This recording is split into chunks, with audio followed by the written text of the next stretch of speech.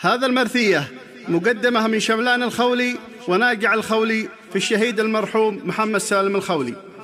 قال شملان الجافن ما ذاق نومه، والخاوي ناقع تقرع من سمومه، والقلوب توني والضربة قوية.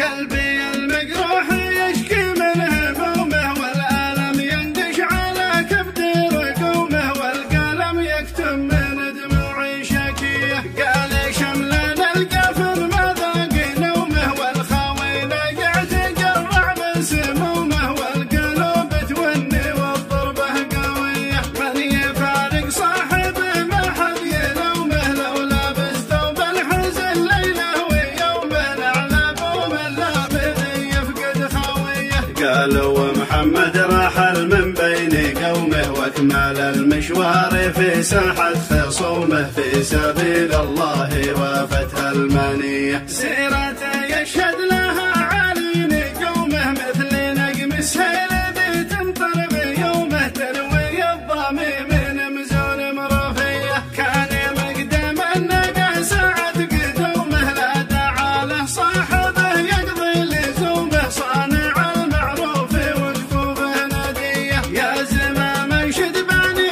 خولي وقومه، وانشد مدحره وقلها عن علومه، يشهد الله كان له صفحه نقيه. قلبي المجروح يشكي من همومه، والألم ينقش على كبد رقومه، والقلم يكتم من دموعي شكيه. قال شملان القفر ما ذاق نومه، والخاوي نقع تقرع من سمومه، والقلوب توني والضربة قوية. من يفارق صاحبه ما حد يلومه، لو لابس ثوب الحزن ليله ويومه، على بوم اللامذ يفقد خويه. قالوا محمد رحل من بين قومه، واكمل المشوار في ساحة خصومه، في سبيل الله وفتح المنية. سيرته